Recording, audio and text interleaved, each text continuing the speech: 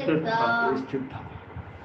और आत्मजम यु शोचंतम, पुत्र की तरह शोक कर रहा था। जब भरत जी का अंतिम काल आया तो मृग का बच्चा पुत्र की तरह क्या कर रहा था? महाराज जी ऊपर जा रहे हैं, नीचे हमारी सेवा कौन करेगा? क्या कौन खिलाएगा? कौन जो है कंधे पर बैठाएगा? कौन भाड़ा लेकर मेरी रक्षा करेगा? अब तो हमें ही भागना पड़ेगा। क्या होगा? इसलिए कहते हैं कि आत्मजम अनुशोचंतम, पुत्र की तरह जो शोक कर रहा था मृग का बालक, अभिवीक्ष माड़ा, और उनको उन्होंने उस मृग के बच्चा जो सामने खड़ा था शोक कर रहा था उसको उन्होंने देखा, सामने देखा।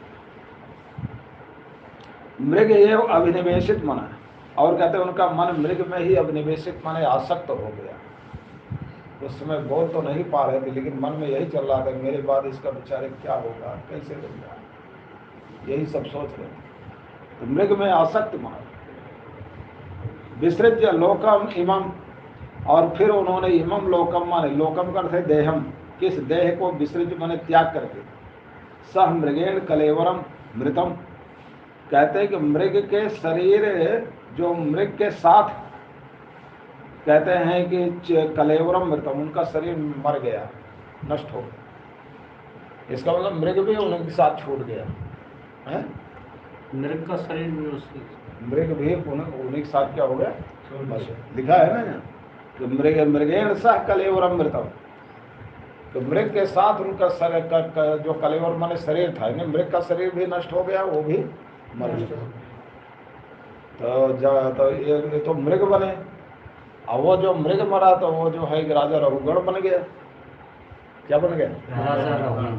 तो उसने संत की संगत किया था तो उसका विकास हो गया, मृग से राजा हो गया। ये बेचारे संत थे, मृग में आसक्ति हुई तो मृग बन गए, इनका पतन हो गया, उसका विकास हो गया। क्या कुछ ना कुछ होता है ना, क्या होता है? कहते हैं कि एक महात्मा थे, तो उनकी जहाँ कुटिया थी वहाँ एक वेश्या का घर था। तो वेश्या के घर में खूब जो है कि लोग उसके यार जाते थे, खूब वहाँ ढोल तमाशे रास रंग चलता था।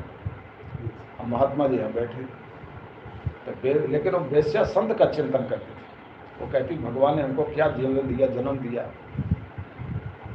मेरा ये नरक का जीवन जो है कैसे नरक, मेरा नरक में भी ठिकाना नहीं लगेगा। ये देखो संत कितने अच्छे, सारी संसार की मोह माया छोड़ करके भगवान भजन कर रहे हैं, लेकिन हमको तो ये सब जो है कि हमारे भाग्य में ही नहीं, ये नरक ही लिखा है। तो वेश्या तो संत का चिंतन करती थी, तो उसके मन में अच्छे भाव आते थे, लेकिन संत उस वेश्या चिंतन करते थे, अरे हम तो संत बन के सारा जीवन ही बर्बाद कर दिया, कोई रास्ता में लिया ही नहीं, जीवन सारा निरस्त में चला गया। क्या चला गया? निरस्त। तो संत तो वेश्या का चिंतन करे, और वेश्या क्या करे?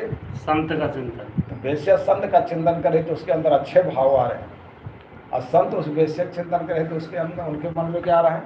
बुरे भाव। और जब दोनों का शरीर छूटा तो वेश्या के लिए तो विमान आया, संत के लिए यमदूत आए। क्या है? यमदूत।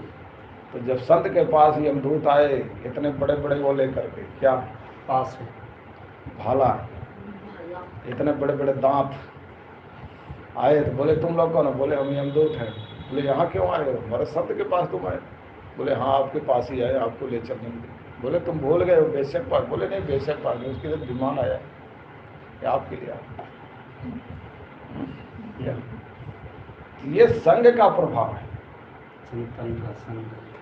कोई संत को देखकर उसके अंदर अच्छे भाव के कितने हैं, संसार की मोह माया त्याग कर भगवान का चिंतन करते हैं, लेकिन जिसके प्रति अच्छा भाव उसके मन में क्या है? भाव ही जो है प्रधान होता है। आपके अंदर आपकी भावना कैसी है, क्या समझ? इसलिए कहते हैं भाई कुसंग से बचो, कुसंग में पढ़ोगे तो फिर वही चिंतन होगा। क्या होगा? वही चिंतन।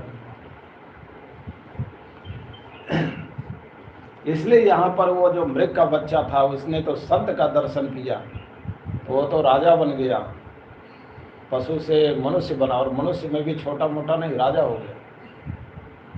और ये जो है कि मृग का चिंतन के बेचारे मृग बन गए। क्या बन गए?